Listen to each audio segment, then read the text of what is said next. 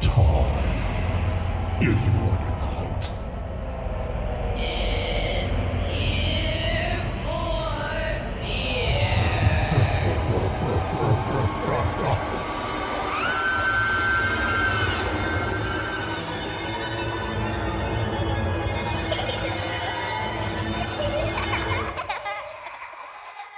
Hey, welcome to the Ear for Fear podcast. This is the podcast that talks about scary movies or movies trying to be scary. I'm Rick, and today joined by one of the creeps. Yep. Morris is here. Hello. Thanks for coming on out, bud. Absolutely. You and I today are going to be talking about 2006's, that kind of sounds weird, right? 2006's 666. Severance. I think did I recommend this one? You did. I did. Okay. And I've seen it before, but yeah, you recommended it. All right. So for you and I, before we dive into this thing, quick plot synopsis here. A team building weekend in the mountains of Eastern Europe goes horribly wrong for the sales division of the weapons company Palisade Defense when they become the victims of a group of crazed killers who will stop at nothing to see them dead.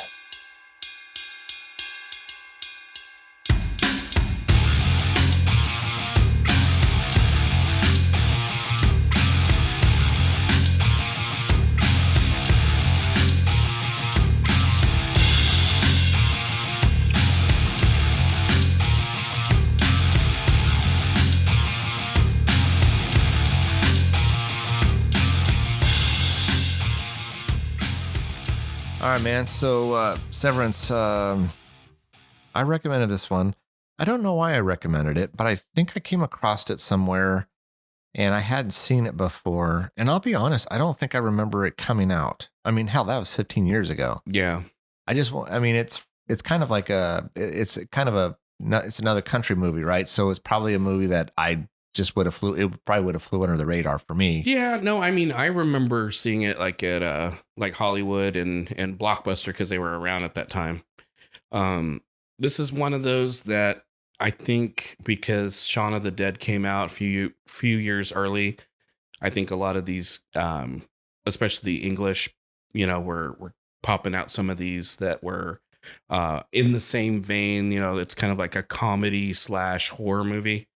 There was like Doghouse, which I think you and I did see, which was it was like a retreat for men in this village that all the women had some kind of sickness to where they turned into like she demons and they were trying to kill the men in the village. Oh, God, I remember that one. You don't remember that one? No.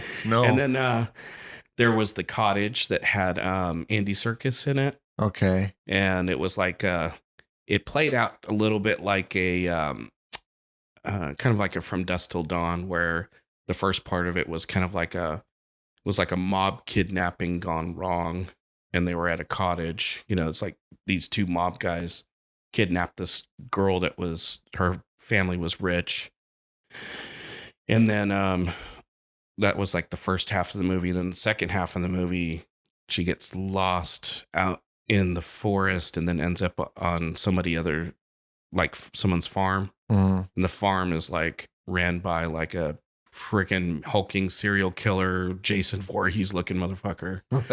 Cause he's got like his face is all fucked up. Really? I don't know if that sounds familiar either. And it was called The Cottage. And then this one, and God, there's, other, Cockneys and zombies. Yeah, I think England was pumping out these around that time, because of the popularity of Shaun of the Dead. Yeah. This is I've only seen it the once. I just watched it last night for the episode. I liked it. Yeah. I liked it. I didn't love it though. And I think I'll tell you why I didn't love it. And first of all, spoilers. Full spoilers. Didn't love it. I think the reason I didn't love it is I didn't want the killers to talk. I like it when the killers say absolutely nothing and I don't know anything about them. Yeah. And that wasn't the case with this. No. Like, I think basically the plot is, yes, you got this company, Palisade Defense. They go on to this retreat, this team building thing. I wonder if those things even work. But anyways, that's besides the point. Yeah. They go. It looks like they get booted off of the bus. So they got to walk. This place doesn't look anything, I guess, like let's say the brochure, and it looks like a shithole out in the middle of nowhere. And none of them are getting really a good feeling, other than say the boss, which I think is Richard. Yeah. And because he's a dick. Because he's a dick, and yeah, I think it's just, I don't know, man. I think I just wanted. I don't know. I wanted it to, like, I'm down for the story itself. Like, I'm cool with this. Like, Right. like, you know, when I recommended this, like I said, I hadn't seen it, but it sounded interesting. I'm like, yeah, I can get on board with this. Mm-hmm.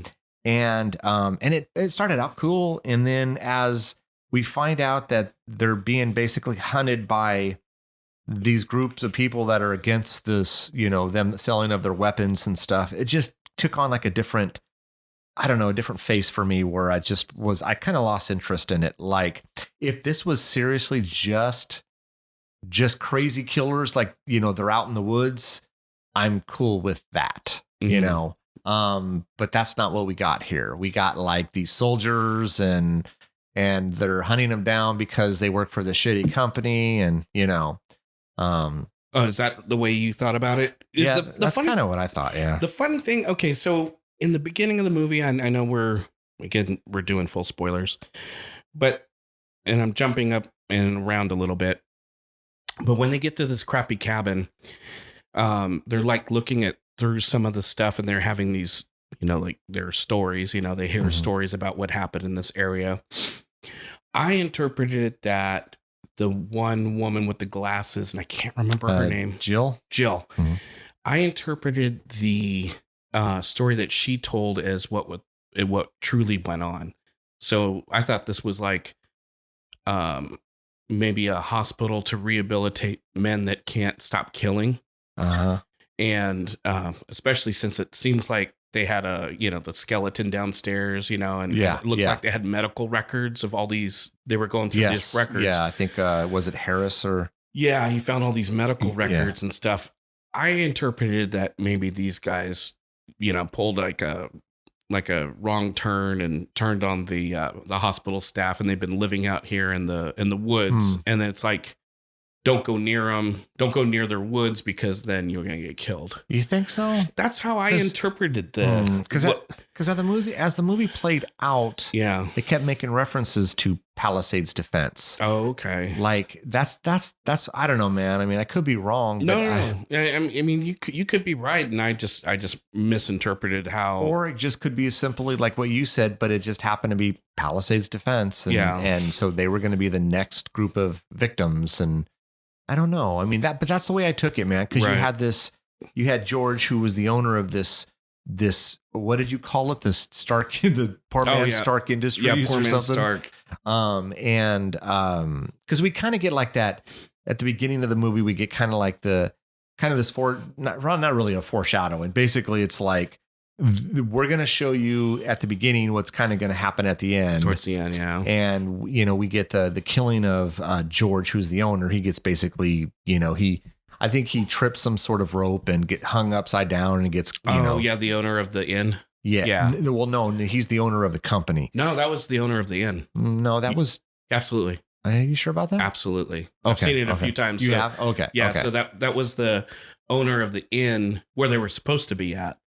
And he's with the two prostitutes. Okay, hold on a second though. That doesn't make sense because George. Remember, George stepped on a landmine, or was his name Richard or George? No, that Richard was the boss that took them there, but George was the owner of Palisade Defense, and we see him towards the end with the two prostitutes. And remember, he takes out the rocket launcher and he goes, I've been wanting to use this thing because this is our new product. Oh, is that who he is? Yes. I thought he was just the innkeeper. No, because that was, remember at the beginning of the movie when the two girls were running and they fall in the hole. You're right. Well, they were with George, and George was. And see, I didn't know that he was the owner of the company. Yeah. I had no Because idea. remember when they're on the bus. Oh, and they're showing the commercial. Yeah. And it's like, hey, check out our new stuff. And that was the same guy. Oh, and see, I've seen this a few times and I didn't catch that. Yeah. Yeah, I totally didn't catch that. I thought he was I thought he was the innkeeper. No. Yeah. Oh, that's hilarious. And the fact that he wanted to try out the rocket launcher didn't even dawn on me that he was actually, trying out his equipment. Yeah, it's like his new product, and then of course it went all. God. Yeah. So what I think happened is they were supposed to go to that place, and then when the bus driver kicked their asses off, they went to the wrong place. They went to the wrong place, and then of course the shit starts happening. Well, the funny thing is these killers, if you don't want to go in their woods, I mean that place is pretty close by. Did they just not care about it being that close by? I don't know. That's a good question. I mean, because it's not close enough. It's close enough to where it's like, hey, you're around our area, and right? We don't want our area messed with, but I don't know. But it seems like since they got off the bus, they were tracking them up until because they did end up killing the bus driver. So I mean, is it kind of like this is going to sound dorky, but is it kind of like a Three Little Bears thing, like Goldilocks, like you've come into their area and then you went into their home, but you thought it was the place where you were supposed to be. Right. You came into their home and then, you know what I mean? And you started doing whatever, like remember the pie? Remember Gordon? I think Gordon whips out a pie and they're like, where the hell did you get this? Oh, it was already here. They lived there. Right. They fucking came into essentially their home. Right. And you invaded our home and now you're eating our food and all these other things. And they were cannibals, were they? And they were eating people? I mean, remember because they found the tooth with the gold fillings. Maybe. Yeah, that's kind of nasty. Or what they did was that's probably it. Anytime someone comes through and they kill them, maybe they're using that as meat. Yeah. I mean, I don't know if there's like deer and shit, and we knew there was a bear, but I mean, I don't know if they're eating bear. I don't know, man. Just an idea. And it's kind of a weird analogy, like the, Goldilocks and Three Bears, but I mean, I don't know. I mean, that's the only thing I can think of. Maybe the Palisades defense thing is just a coincidence. It's just, but they seem to be some sort of soldiers, right? Yeah. Because not too far from there was that weird camp that sounded like, it looked like Severance, but it was in some other language. Yeah, I noticed that too. Right? I was like, oh, look at that. Yeah. And so I don't know. And Severance is a play on words. It's a play on, severance. It's like, severing ties to, being at a company. Yeah. And then you see the front cover of the DVD. It's Severance. It's like severing the head off of that guy. Yeah. Yeah. Which is cool artwork. I dig that artwork. I did too. But I mean, let's run down through the main characters. Okay. We got Steve. He's kind of like the kind of comedic guy, right? The guy that seems to get high all the time. He orders the hookers on his computer. He's got the escorts. I think he eats mushrooms and trips out forever. He's smoking pot all the time. He just seems to be kind of like the doofus. He's he's kind of like the clown of the damn company. And then Maggie is now, where is this filmed? You said Hungary? Yeah. But I mean, it's supposed to be English. Yeah, but she was American. Yeah. And I knew her. She was in Faculty. She was she's the alien. The alien thing. Yeah, she's the main one. Yeah, and I hadn't seen her in anything since the Faculty. Because she plays in TV stuff. She does? Okay. Yeah, and I want to say this movie, Faculty, and maybe just a handful of other movies that we would probably never see. Yeah. Is the only thing she's been in. And I always thought she's kind of cute. Yeah, she's an attractive woman. Yeah. Then you got Richard, who we said is the boss. Harris is kind of that cocky. I don't know what he is, dude. I don't know if he's a cocky kind of. I don't know what his character is. Yeah. Richard seems to be like always kind of almost turning to Harris, like there's almost in competition, but Richard is the boss, but he maybe thinks Harris is eventually going to take his position, type of thing. Right. Jill. I think you said this. She was maybe the brunette with glasses, or maybe brown. I can't remember. And she's smart. Yeah, and Gordon is I don't know what he is. He seems like he's kind of like an assistant that I don't know, almost like an assistant slash like HR guy, but maybe not. I'm not sure what his deal is. And then you got Billy, and then you got now George. Like I said, we don't see him really until the end. No. He's the owner of the Right. company. I think those are the main players. And yeah, man. I mean, look, they get to this place. None of them want to be there. No. All of them except for maybe Richard. They all feel Yeah. very uncomfortable. They don't think this place is safe. It's a shithole. Why are we here? Right. And so I think the idea is, look, let's just get out of here the next morning. Yeah. Once they found the meat pie and they found the tooth, they're like, tooth, yeah, yeah. let's skedaddle. Yeah. And so I think the next morning, doesn't Harris and Jill, you know, they figure they'll walk and find maybe something, and they come across the bus, and the bus appears to be abandoned. Yeah, they were going to look for a phone so they could call the Is that bus. is that what they're doing? Okay. And then little do they know there's the buses there. It's like, well, it's convenient, you know. Yeah.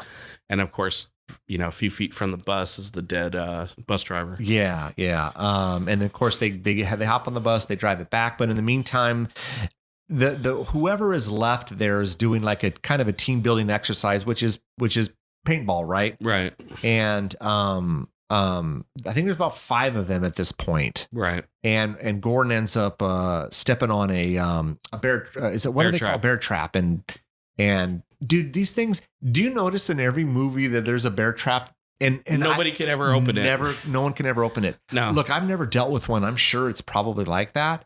But you got two guys, one on each side, and they are pulling this thing, and it keeps plop. You know, keeps. I would, you know, if and I think this was played for laughs, you know, obviously. Yeah. But it's like, haha, funny, you know, the guy's in pain. Yeah, I just yeah, it always happens that way. Yeah, and then eventually, look, they couldn't get the thing off, and no pun intended, but it severed his leg. Right, it basically took his damn leg off. And dude, you know, these practical effects look really good. They do look good. Yeah.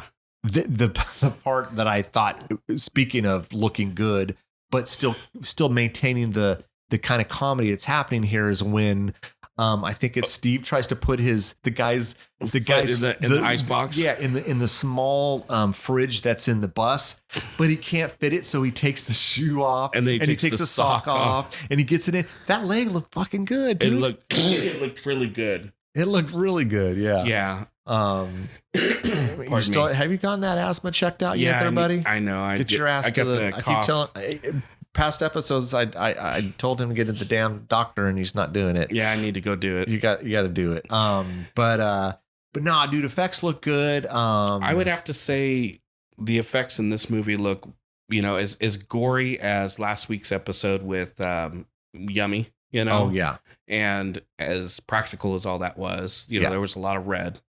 I think those were exaggerated. Yes. And this has hyper realistic looking gore effects. Yes, I would agree with you on that. And I will say that what Severance has for it that say Yummy didn't was it stuck to kind of a formula. Mm-hmm. And again, what I said in that previous episode was pick your lane, and stick with it. And I think Severance did that for the most part. It did. They kind of got away from it a little bit during the movie, where it kind of got too serious. Yeah, but then they would kind of get back on track, they'd kind of stick with that a little bit of the comedy, bit of the comedy. Yeah.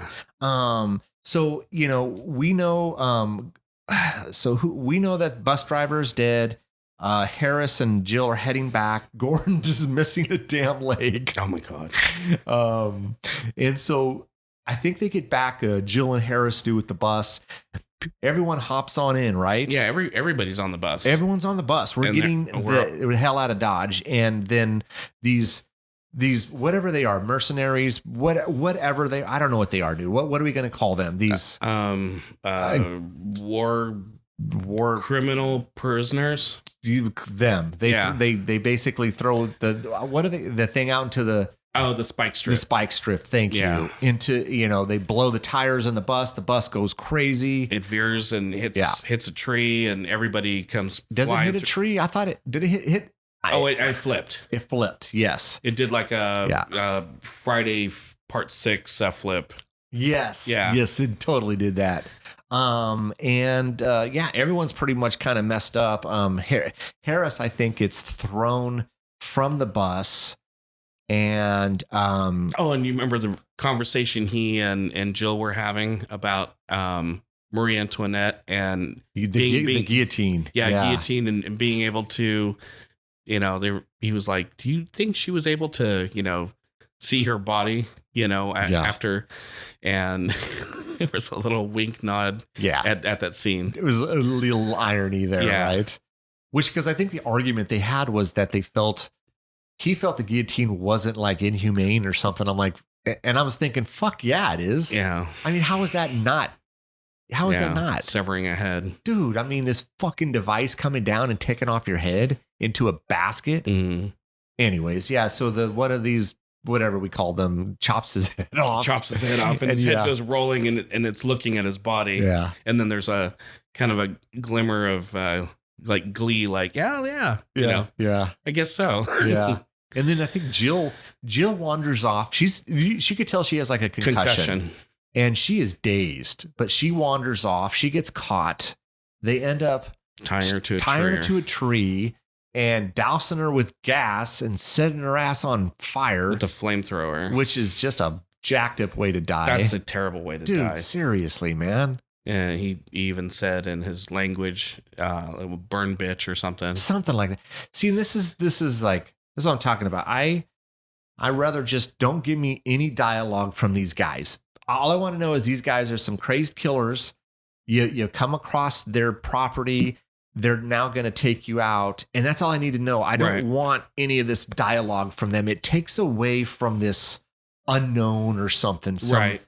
What's the word I'm looking for? It's like the mystique. The mystique of it. Yeah. And that's what I would have been more on board with this. I still liked it. I would have been more on board if that's what you did with this. Kind of like let's say Assault on Precinct 13, like all the assailants that were trying to get into the precinct, none of them talked. Was that right? Yeah, I haven't seen that movie forever. And they all kind of reminded me of like Michael Myers is trying to enter the. Really? Yeah. And, none of them talked, but, they got blown away and stuff, but they were just quiet assailants. It's more, it has a more kind of eerie feel about it. Like, no, don't say anything. And it's just like, oh man, I like that.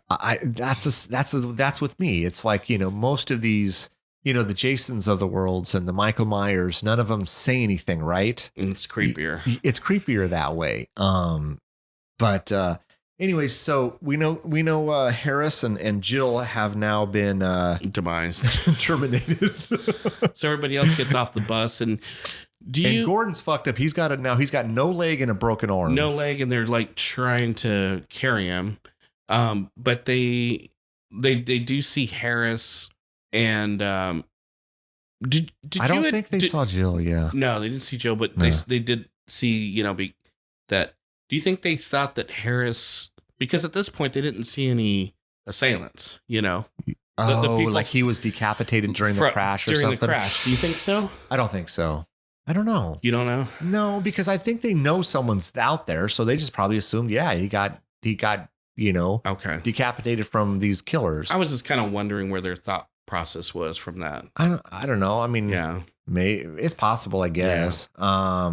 But don't they head back to the the cabin lodge thingy, whatever this thing is, and what happens here, man? Oh, so what's his name? Colin? No, Colin. That lost his leg. Oh, that's Gordon. Yeah. So Gordon. That's when Gordon gets they decide to take a smoking break, and Gordon's being stolen from right behind. He's like literally right behind them. The guy just rolls on in and drags him across the floor. They don't even see him. Yeah. And and then when they go to look, they're like, they see the blood from the leg, Yeah. And it's like, I just think that was funny.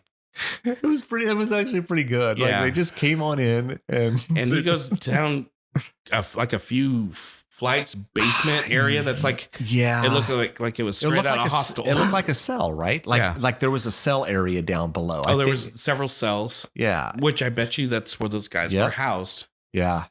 And then that room that they were in that looked like Hostel. It did. And then he's getting all cut up. Like they basically cut. See, this is what I was talking about. They cut. This is why. Oh, that's right. Yes, it is they the cut logo. the logo of the defense company. This is why I think it was almost they were target, but I don't know, maybe not. Yeah. But yeah, dude, I think he's dead. I think he's a goner. So Gordon's now dead. And then they come down there and they open up the door, and then the guy blasts them with the shotgun and gets I think he gets a Billy. Yeah, at first we think they're okay. Yeah, but then Billy, they don't show his wound, but he doesn't act right, and you knew that somebody got that full blast, right? I mean, how could you not get that? They're standing right in front of the doorway, and that guy blasts the doorway, so somebody had to have gotten that. Yeah, and he ends up getting it in the stomach. He doesn't, doesn't take him long to die. He's kind of like he's one of those characters that you like it's hard with movies like this because people are going to start dying quick, so it's hard to really start feeling for these characters, because you don't have a lot of time to develop them, and so you don't. So some of them you care about, some of them you don't, right? I mean, and so Billy was one of the characters I was like, oh man, that's a bummer, that he's good. The other ones, it's like, look, it sucks to see Harris and Jill die, and even maybe Gordon, but it's like, it's like, that's true. So, but I mean, I think, didn't Richard kind of bail on, I thought Richard left and like hid from or something. I thought he bailed on them, like ran off and wasn't there to help them. Didn't he not do that? I'm always positive he did, I can't remember right now, but I want to say that I'm almost, because at this point we got Richard, Maggie, and Steve left, and I know Maggie and Steve were trying to kick some ass here on these guys, right? And Richard bailed on him because I think he went and hid somewhere. Oh, I know, that was right. Well, with Richard, we'll get back to later, but Maggie and Steve, as they're going through there, that one guy gets stuck on the stairs or something, or on the boards and the floor. Yeah, but she fucks him up. Yes, she did. She was kind of a badass. She was. She kicked some ass. She held her own for sure. Didn't she shoot that guy? Yeah, because I think he fell into the boards. Yeah, and I think his gun. Fuck, I'm trying to remember some of these kills, like how some of these guys got it, but I know she blasted him because he was stuck, I thought, and she blasted the top of his head or something. Yeah, his head came right off. Yeah, and then they went outside, and then of course we see all the other guys. I didn't know that was that many, dude. There was a lot. So when this movie first played back in 2006, and I rented it, dude, I had thought that this movie, for some reason, I was under the impression that one of their members of their retreat was the killer. Oh, so when I finally found, I finally watched the movie back in the day, I was surprised. That was a surprise to me that it was actually like a bunch of different people that weren't related to them at all. I think it would have been kind of cooler to do what you just said, like one of the Well, that's kind of the cliche. That's like every slasher we always see. That's what would have been awesome. It would have been like, dude, like a slasher fucking work retreat would be killer. We don't know who's because it's Severance. It's like it's like axing their way to the top. Dude, that's what I'm saying. That's a great story right there. Yeah, I would have been more on board with that. Like, this was cool, but the whole this whole crazy killer prisoner dudes, Yeah. But I mean, there was a lot more than we thought, and then but she takes a few of them out with the shotgun, which was damn, girl. And then I'm surprised that they let them live. In that, I mean, she did have the shotgun. Yeah, but they could have just dusted them all. Yeah, I mean, killed. What's her name? Maggie and Steve and Maggie. Yeah. They could have just took them out then. I mean, there was like 10 of them or something. It looked like there was a ton of them. They have overpowered these two people. Easily, basically they come out of this place and the 10 of them have guns pointed at them and they're dead. But then they kind of get away and then they start chasing them and then there's some fighting and shit and there's some, I think there's Richard stepped on a landmine on the mine. Yeah, but that was before. And then when these guys I said he bailed on them. Yeah. And then he steps on a friggin' mine, which happens to be a mine that they produce at their company, which I thought was ironic. It is ironic. But then, I mean, you got some fighting between Maggie and some of these dudes and Steve and some of these dudes. I know there was a knife up the butt, I think. Was a little bit later. It was a little later. Yeah. And I think Maggie was, like I said, she was kicking some ass. I don't remember every single. Yeah. This, so they're racing in another direction, and Richard, he has his foot on the landmine and then he's, the killers are trying to chase Maggie and Steve. And Maggie and Steve, little do they know, or do we know, that they're actually headed to the correct lodge area where they were supposed to be. Yes. And, Richard's there. And of course, these guys are talking in their, bullshit talk. They're telling him that he's a, pussy or whatever, that, he's a sitting duck and he's going to blow up. Well, then he's like, I am going to blow up, and he decides to take some of these guys out. Yeah. So I think they were crossing like some sort of like he took tree or two something of them out. Yeah, I think he did. Yeah. So he took two, maybe three, but at least two. Yeah. I know at least two. So yeah, they were crossing with the tree over the landmine area, and yeah, he took those guys out, but he went too. Yeah. And then they get to the lodge, and then of course the escorts are there with George.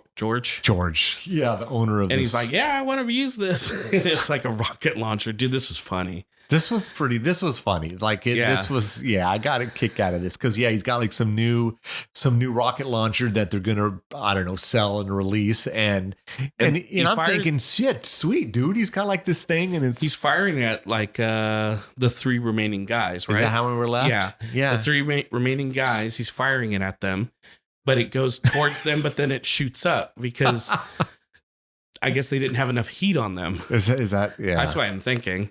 There's not enough heat on them, so it shoots up in the sky, and it's climbing and climbing and climbing. And then in the right side of the screen, we see a fucking big old plane. Yeah, it's a passenger plane. Yeah. And it's like, oh my god, these people have no idea. No fucking idea. Blows up that plane. I thought that was, and then it was like that was it. Like that was his load that he dropped, and it was like, really, that's all you had, dude. Was this? Yeah. So then they're all running, and yeah, and then this is where we so at the beginning of the movie we see the two escorts fall into a hole, and they play it again. It's played right back. We see the same scene. We do, but what we didn't see at the beginning was Steve, who's been just beat down. He's been beat shit, dude. Like the dude is all beat up, and he looks like he can barely see, and he's chilling there outside of like a not too far from the hole on a tree because he's tired as hell and he's probably passed out. And then he starts seeing them, and they've tied all their clothes together in their bras, just trying to hook onto something so they can pull themselves out. And of course, Steve helps them out, which I thought this was pretty funny how you kind of tie everything together. Oh yeah. I love stuff like that. Yeah. And then Maggie's trying to avoid the flamethrower guy. Yeah, this is where they roll into this like little town area. No, this looked like a prison or something, or some sort of camp, like prison camp, and that's where the sign it looked like it said Severance, but it was like in some other language. And she was trying to use the phone there, and it wasn't connecting, or she couldn't speak to the people. There was like a language barrier or something. I don't know. And then there was almost like this I kind of thought was fun. It was almost like a little showdown with her and this guy, and it reminded me of like some Old West. Oh yeah, totally. We're gonna have because it almost looked like the Old West storefronts. It did, and it looked like an Old West street. Yeah. And so but then there really wasn't much. I mean, I think the guy got a few shots at her, but then he gets mowed down by one of the escorts with like a machine gun. Oh, totally. Yeah. He was going to kill. She would have been dead. But absolutely. The girl, one of the escorts, mowed him down with a machine gun. He was dust. And at the end, it's like, it's Maggie and the two girls.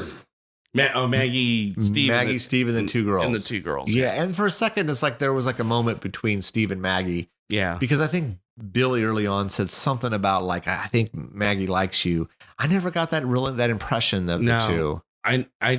Yeah, there was some weird, I know we didn't talk about that, but there was some weird mushroom hallucinations. Yes, there was. Yeah, with Richard and Maggie and then turning into Harris and yeah, that was kind of weird. That was we weird. didn't. I just felt it was whatever. Yeah. And then Jill seeing the guys out her window and all that stuff, but it's just padding. Yeah, exactly. It really wasn't anything we needed to kind of talk about. But I mean, I don't know, man. I mean, like I said, as a whole, this was cool. Yeah. Like I didn't love it. I liked it. I don't think, I'll be honest, I don't think I would own it.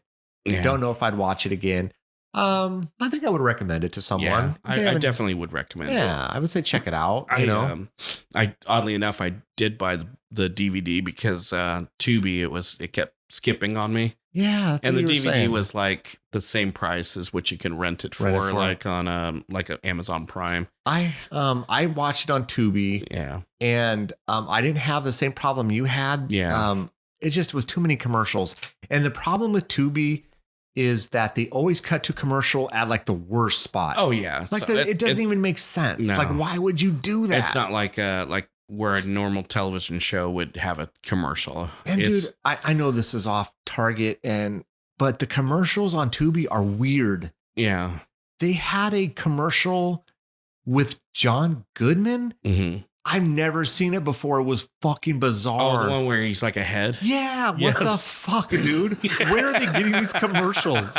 And then they had this one for like some feminine product. I won't get into details. And the word they used was fucking bizarre. Like, it wasn't like, oh my God, dude, it would be like a term we would use for when a woman is on her thing. But the way they said it, it was like, are you serious right now? You're saying this in a commercial?